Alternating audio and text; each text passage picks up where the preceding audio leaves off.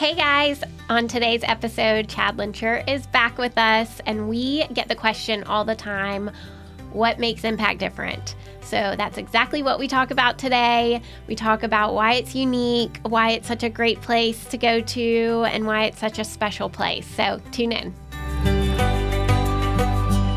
Welcome to Impacting Recovery Uncensored. I'm your host, Sarah Pritchard.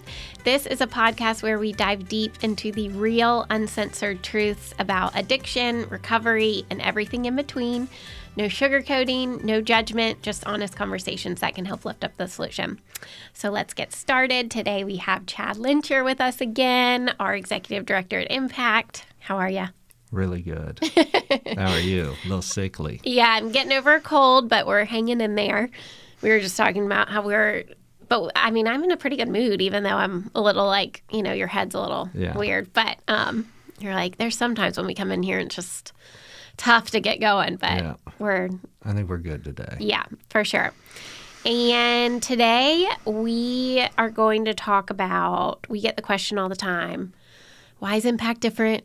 And I think on different episodes we've talked about certain pieces to it, but this was your idea, which is a great idea, to just kind of talk about why we're different, and for people that have that question, and it's just for families and to share on that and what's unique about us. And I don't know. What do you think? Both of us are and our whole crew is so passionate about recovery, and it's what we love talking about on these podcasts. And then it almost feels like a shameless plug every time we, bring it back to Impact. So I think the idea was, let's just have a podcast. Let's get it all out there. What does Impact do? And then, if we have families that are interested in learning a little bit more, somebody who's potentially thinking about coming our way, I just think it'd be a nice short little video for them to watch. Okay, so I think the first thing that I wanted to kind of touch on is how our phase 1 is only 14 men at a time and being small, and why you think that is important, and maybe why we are not bigger than just the 14 at a time. So I worked at a facility, an amazing facility, for 10 years in Texas. And there's some things that I knew we could do that were a little different with a 14-bed facility. When you have more beds, it's easier, for guys to kind of fly under the radar. Yeah. It also can become cliquish. And so with 14 men, you almost have no choice but to get on board and to really get along with everyone. Right. And I think it's one thing we've been able to do really successfully is create this healthy community that if you're not going to get on board, you're either going to come to terms with it that this is what we do and this is what everybody's doing, or you'll leave. Yeah. And sadly, I never like to see somebody leave. Right. But it can get really toxic. One bad apple can change the entire dynamic of a community. Yeah. And it's just not fair to the rest of the guys that want to get well. And so with a larger population, sometimes those guys can fly under the radar, and they may even make it through their entire stay, but there's not much change that takes place, or there's 2 or 3 of them that are really kind of banding together and starting to cause a little ruckus. Mm-hmm. And we've just been able to avoid that for the most part. Yeah. Well, and I also think it contributes to the culture at the barn. Yeah. Because it's just this small community, and it's a very laid-back culture, which I feel you are a big part of creating the culture with our team and also the clients. But it's a very different feel because it is this like tight-knit little community versus something that, where it may have a couple hundred beds, like a very different feel. Yeah. And I think it allows us, because it happens, somebody will come in the office and say, look, this guy, is really a problem in the community. And then we're able to say, look, he's here for a reason. There's stuff that you need to look at, and this is going to continue to happen. You're going to show up at a job, and there's going to be somebody that's making your life miserable. There may be somebody in your family. Like, you are going to have to learn to deal with difficult people and do the work around that. He's here for a reason. He's here to show you guys something. Yeah. Yeah, for sure. And then also, can you give some examples about how being small has allowed you or us to tailor care in... Well, we know everybody. Yeah. I mean, I don't, maybe it exists at other facilities, but as the executive director, I know every single person in there on a personal basis. Yeah. I think I have a good sense of how everybody's doing. But all of our staff knows everybody on that level. Mm-hmm. And the families. Yeah. And they all know us on that level. We all have a very personal relationship with each and every one of them. Right. And so kind of like talking about that, one thing I think that stands out is that the owners, you, Adams, are deeply involved with the day-to-day operation, whether it's from the admission side or once they're in our program. Why is that important to you, for you to be on site? Because you could very, very easily be just, working remote or this or that. There's probably more selfish motive in that. I made a decision early on that I am always going to stay involved in the programming piece of this. I am always going to teach groups. I've watched other people in this industry. They stop teaching groups. They get very involved in the politics of it. And they often start to get very entitled and start working more towards their needs being met as opposed to the client's needs being met. Yeah. And to me, it's what makes this fun. And I just have always felt like the day I stop doing that is the day that this really becomes a job. Right. Yeah. And I'm dragging my butt to work on Monday. Or I'm not coming up there anymore because I found a reason that I don't need to go there anymore. Yeah.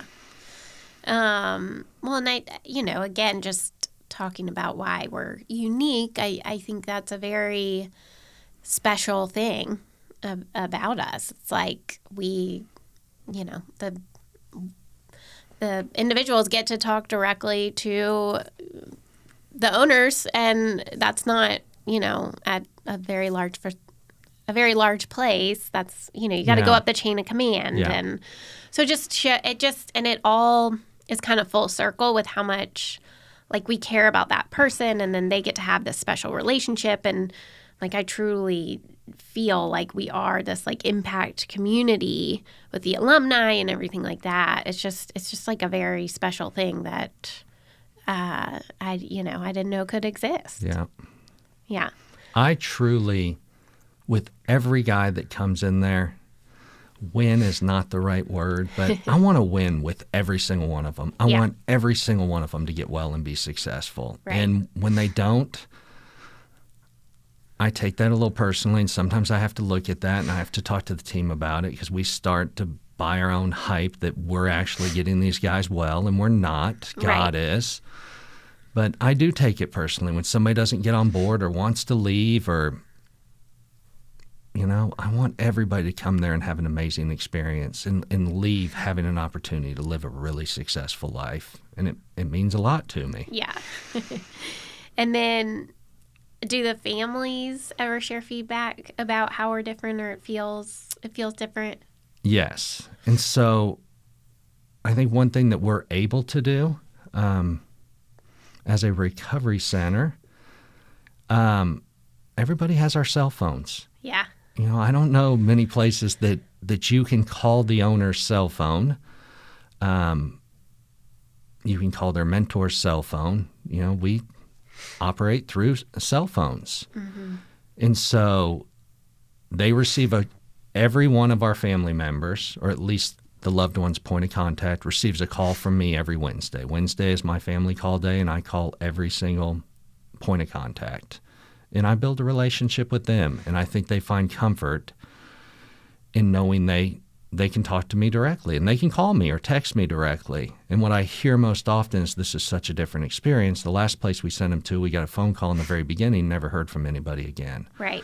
So they're hearing from me every week. They're hearing from their loved one's mentor once a week. And then they have the opportunity to participate in our family program, which is 3 available Zoom meetings a week. Yeah. And we want them to be involved. Yes. One thing I will say to our families, we often hear from our clients, often's not accurate, but sometimes hear from our clients, I've worked the 12 steps, they didn't work for me. That's not a thing. Right. That's not true. Yeah.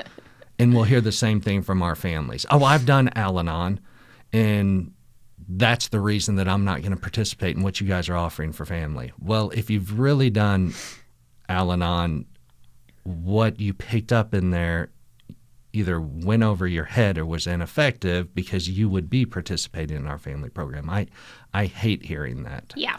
It's difficult to work with people whose cup is full. Mm-hmm. I've worked the 12 steps. I know everything there is to know about it, or I've been to Al-Anon. There's nothing new you can show me. Right. Our families love what we offer. It's informative. It's extremely helpful. It prepares them for the future. And families don't want to believe it, but like our book says, to some extent, the family members are ill. And Yeah. they need to get well too, and everybody needs to get on the same page. Well, and that's a recent episode with Emily was talking a lot about that, and like Emily, one of our therapists, and talking about the family program, and she has experience with family and addiction, and how she had to do her own work to get well, and that is something that I hear a lot when talking to other people or other programs, and other programs have family programs too. And great family programs. Yes, for sure. But something that I think is unique is that it's like a weekly thing where they are doing their own work, the families and the loved ones. It's not, we always, or a lot of people think that the addict is the one that needs the help, or the alcoholic, because it's so much drama and all the noise, which is true. But so, like you said, the family is ill as well. And once we've started that, I mean, it's probably been close to 2 years now since we've been doing the family program, Impactful Families, that Kathleen started. I mean, I feel like that's a game changer. It has been. Yeah. Yeah. It absolutely has been. And it helps, I think, like Colby and Schwartz has mentioned it, but it helps with their phone calls, and probably yours too, when somebody is participating in the family program versus not. It's a completely different phone call. Yeah. Yeah. My phone calls with the people that are participating are relatively simple. And for those that are not participating, it's typically a little more difficult. Right. Yeah. So could you expand on that? Like, they just don't understand, or like, why would it be valuable for a family to participate? There's still some misconceptions around this being an illness and the power of choice piece. It's often still viewed as a behavioral problem. And then the families that don't participate often continue to still drown in the resentment and the anger and the bitterness, as opposed to, let's move past that for now and look at how to be successful moving forward. And let us give you some tools on how to deal with the resentment and the bitterness. Yeah. As opposed to just sitting in it and then trying to fight to have their own way through the process. Mm-hmm. Yeah. Okay, so what are you thinking about other things that makes us unique? Our staff. Yeah. And so when I came to Impact, I knew from experience that we all have to deliver the same message. And so before I got there, I took everybody through the work. Yeah. And it wasn't as, and I think I even said this, I'm not presenting this as if this is the only way to do this or it's even the right way to do it. But we got to do it one way. And I'd like to at least try the way that I'm going to present. And I'd like everybody to get on the same page. And everybody bought in. Yeah. I remember Shorts talking about, like, who is this guy from Texas just coming in here telling us we got to do? But that was hard to present. Yeah. I knew that they were going to think the arrogance of this man. Yeah. But I knew how important it was. I knew we had to be saying the same things. Mm-hmm. We had to be writing inventory the same way. The presentation of how to approach amends had to be the same. And everybody bought in. And the other piece of that, and I've talked about this before, and some people may find this offensive, but they know who they are. There's people that work in this industry that claim to be in recovery that are not in recovery. Yeah. I've worked with lots of them. I can tell by how they show up. They didn't wake up and pray and meditate. Hadn't seen them in a meeting since I met them. Right. Never heard of them sponsoring anybody. But they work in recovery and they talk the talk, but they don't walk the walk. And I've made it very clear that if you're going to work for us, you're going to be in the middle of this thing. And if you don't want to be in the middle of this thing, that's fine. But you're not going to continue to work with us. And it just doesn't work to tell these guys what they should be doing or need to do in an effort to stay sober, and then you're not doing it yourself. These guys are smart. Yeah. They know when somebody's doing this and not doing this. Right.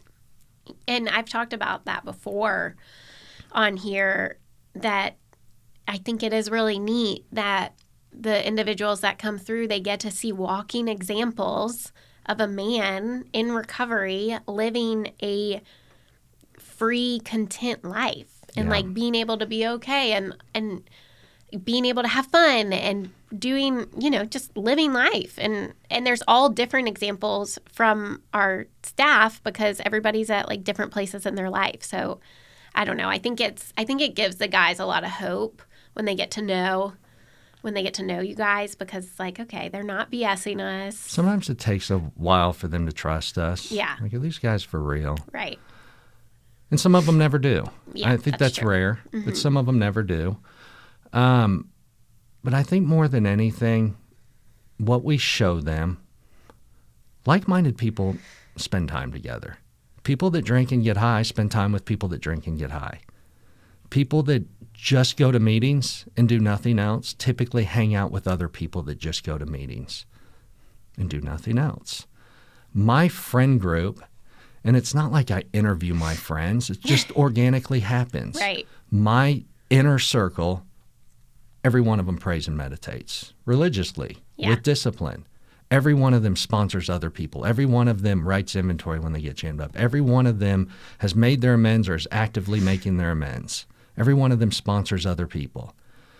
And so can we show them what it's like to live in a community of people like that and really know the difference? Yeah. And see the benefits of not only doing it themselves, but hanging out with other people that are doing the exact same thing. Right. Okay, what else? I think what all of us are motivated by plays into this. All of us are so passionate about recovery. Not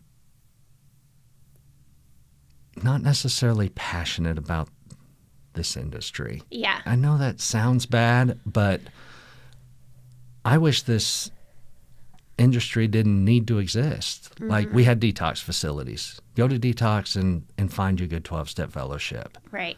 But there's a necessity for this, and I think our passion for recovery bleeds into all of this. Yeah. I love the 12 steps. I love having a relationship with God. I love having friends in recovery. I love having honest, disciplined friends. It's so appealing to me. I'll often tell the guys, You know, if you find a good sleeper on Netflix, how many people do you tell about that? And they're like, everyone. You know, if you eat a good burger that nobody knows about, how many people do you tell them? Everyone. Yeah.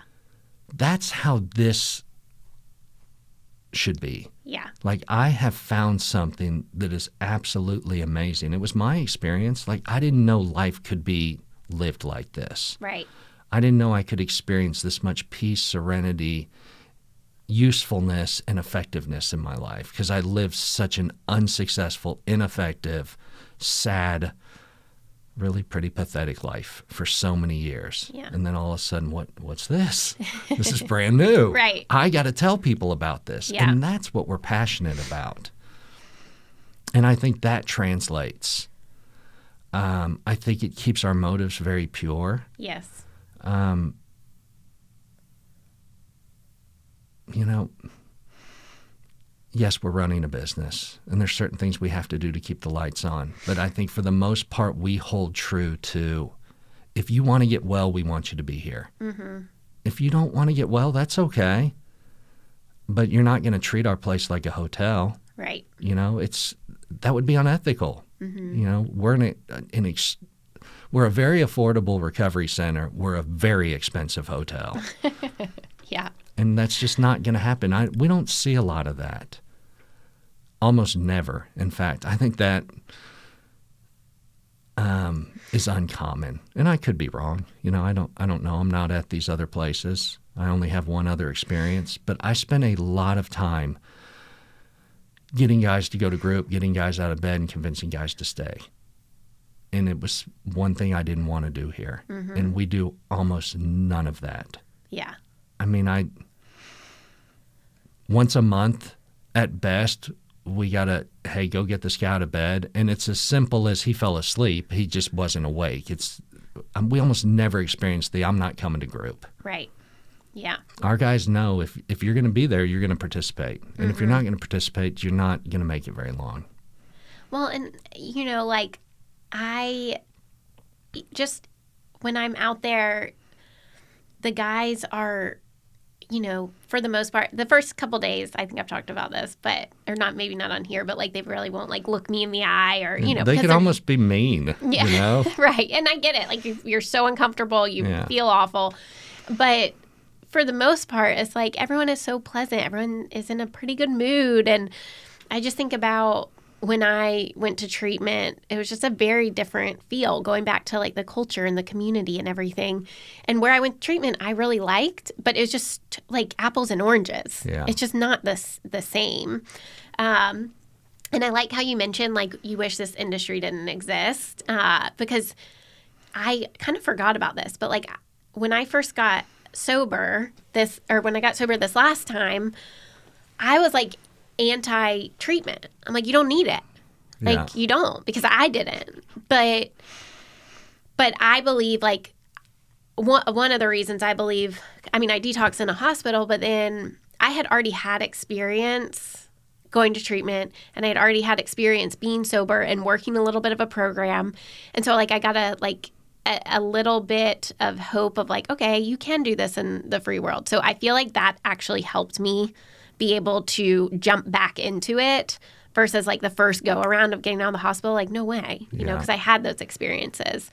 And yeah, I wish it didn't exist either. And I like how you said we're passionate about recovery, maybe not the industry, but it's needed. Like, it has to happen. There has to be this separation. And I think what's so great about us is they are starting to have the experience of a spiritual awakening, a shift in perspective, while they're with us. Yeah. Because they're doing the work in, as Adams likes to talk about, the bubble, and they're actually starting to be able to have that experience in a safe environment versus out in the free world. I mean, it's absolutely needed, and absolutely available in the free world too. Well, a lot of us have to be plucked out of our environment. Yeah. There's no way I could have done it without doing that, because my mind would tell me, I'm just going to do it one more time, and then we'll start tomorrow. Yeah. And I would have done that forever. My sister, on the other hand, never never went to treatment. I think her road was a little longer to get well. But I think she probably feels like, and I'll have to ask her, I think she may have even mentioned to me before, like, oh, I kind of missed out on that whole experience. Because my experience, it was fun. Yeah. I love it. I Right. loved it. I had fond memories of it. Another thing I thought of while we were talking, people are going to be skeptical. You know, anytime money's involved, people are going to think you guys are in this for the money, you know, and you're sharing your beliefs, but this may not be the world's beliefs. And so what we do to counter that is we bring like-minded people in from the community and bring a lot of them in. Yeah. That are telling these guys the exact same thing. And I think it makes it so much more believable. Hold on, this guy drove an hour up here on his dime to do some 12-step work, and he's telling us the same thing you guys are telling us, and it's evident that he's happy and successful and sober. And he's not the only one doing that. We've met like 12 others since we've been here. I just think that makes it very convincing. Like, we just have too much evidence that this not only works, but it works so well. Right. Okay, so another thing I was thinking about was, you know, this, many people say it, this like individualized care. And I think this is really cool and unique about, in the mornings, we have our recovery groups, and they're separated out by where the guys are at in the work. And it's not just one big group every day. There can be anywhere from like 2 to 6 different groups going on. Yeah. And we have a bunch right now. Yeah. And that makes all the sense in the world, because like if someone brand new is coming in, they don't need to be sitting in a, you know, prayer and meditation group about step 10 or whatever, and 11. So can you kind of speak to that and why you thought that would be helpful? Yeah, and I like to say that we give our guys an experience with each step. Yeah. We don't necessarily take the guys through the steps. We give them an experience with the steps. Yeah. We take enough time to let them hear several different perspectives and everything we know about each particular step. Yes. Just load them up with information, allow them to have, there is an experience that goes with each step. And so our guys will spend a week in step 1, typically just a day, maybe 2 in step 2, 2 days in 2. And then they're going to spend a week or 2 writing some inventory. They'll do 6 and 7 on their own after their inventory, but they'll have a 6 and 7 class. They'll have a class on step 8, how to prepare for amends. They'll have a number of classes on step 9 in actually prepare to make these amends. They're obviously not going to make amends while they're with us, but they'll start in phase 2. It's funny. I think about like because we'll actually like tell them exactly what to say, and then they can practice. And then like, it's so funny when, I mean, not fun, but I just laugh when it's like, okay, this is what you have to say. And then the guy, like, this doesn't happen that often, but like a guy will get up there and just like say whatever he wants. Well, that happens a lot. Oh. That's why we do. So we do proxy amends with the guys, where we sit back to back on that first approach, where we, Ring. do a phone call. And we'll say, okay, this is what you're going to say. And they just can't do it. Right. It's just too uncomfortable. Right. The ego says I have to do it this way. Mm-hmm. We spend a lot of time on teaching meditation and actually practicing meditation with them. Well, and we do meditation in the morning, and then before every group, there's a form of meditation we get and quiet, prayer. And then they sit down and do their reviews together at night. Yeah. But we essentially teach people how to sponsor. And when they get done with that, we're going to talk about step 12 and what sponsorship looks like, and carry the message, and how to show up appropriately in meetings. I was with our guys in a meeting last night, and I was a little nervous when they all walked in, because it's kind of a smaller meeting that we've been going to for a little bit. And they just there were so many of them walked in. I'm like, oh, I hope this doesn't disturb some of the regulars. But they were perfectly behaved. Not one of them got up during the meeting to get coffee or use the bathroom. Those that shared all shared appropriately in the appropriate length of time. Like, I was really proud of our guys. Yeah. We want to teach them how to be an effective member of a 12-step community, how to effectively sponsor other people. And we want to pass them off to a sponsor that can do their own work with them. But they're in a position, if the sponsor feels good about it, to make amends and start working with other guys. Maybe not day one, but within short order. Yeah. And that makes me think of, like, people that, because, I mean, we're talking within a few weeks they're writing inventory. Yeah. And people that take their time to do the work and all of that. Why do you think that's not effective? Because of the insanity piece of this. Mm-hmm. Our book tells us real clearly that I'm not going to remember the suffering and humiliation of even a week or a month ago. So that tells me that I have between a week and a month to get knee-deep into this work. And the work really starts at step 4 with the inventory process. Mm-hmm. So if I'm 6 months down the road and I haven't started writing inventory, chances are that insanity is going to return and I'm going to get loaded and people are going to be like, what happened? He has a sponsor. He's going to meetings.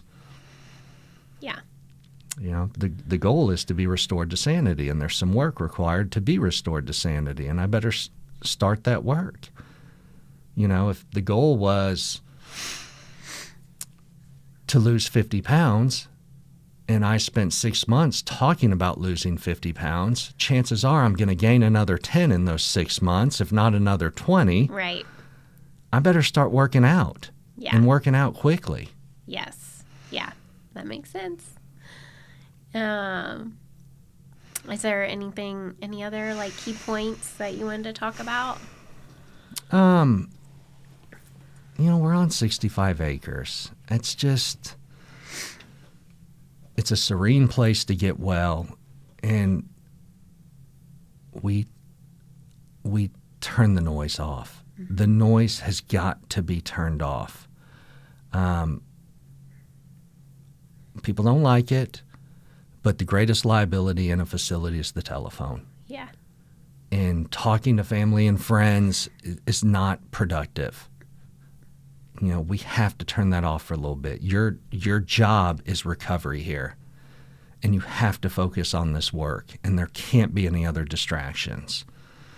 We've watched guys try to work while they're in treatment or build a house while they're in treatment. That stuff just doesn't – find somebody to take care of all that stuff before you come in, because chances are you'll get that house built and you won't stay sober, and then you'll lose that house. Right, that's what I was going to say. You're going to lose it all anyway. Yeah, you'll lose that job that you made sure – that you kept up with while you were with us. Yeah. Yeah, I agree. And that's the feedback we get from everybody. It's so peaceful. Yeah. Like, especially, like, this time of year now, like, getting into when it's so nice. It's, like, the best to be out there and just so very zen. So. And we're like anywhere else, though. Our guys complain while they're with us. But I think certainly the ones that do well, look back and it was amazing. Yeah. It was an amazing experience. And most of them will say, I don't know why I even complained about that stuff. Because we tell them how unimportant it is. Right. Like, it doesn't matter that we didn't get Oreos this week. Yeah. You'll be fine. Like, but we always get Oreos. I don't understand what happened this week. Yeah. You're here to have a spiritual experience. Right. Yes, I know. Yeah. Well, I think this was a great idea, and hopefully... I hope it's helpful and useful, and I hope anybody that's interested in our facility or has somebody there that wants to learn more, I hope this is helpful and useful for them. Yeah, I think it will be. And who knows, maybe we'll get more questions and can do more around it. But yeah, and if people have further questions, we are all available by cell phone. Right, just call us. Call us, send us a text. Email us. Yeah, anything. Okay. Well, great. Well, thank you. Thank you. This was good. Yeah. I hope you feel better. Thank you. Yeah. Doing good. On the up and up. Good. And thank you for tuning in to another episode. I hope today's conversation has inspired you and opened your mind, maybe even your heart. But remember, you're not alone. If you found this episode helpful, please share it with someone who needs to hear it. Don't forget to like and subscribe. And we have all the links in our social media below. But until next time, keep making an impact. Bye, y'all.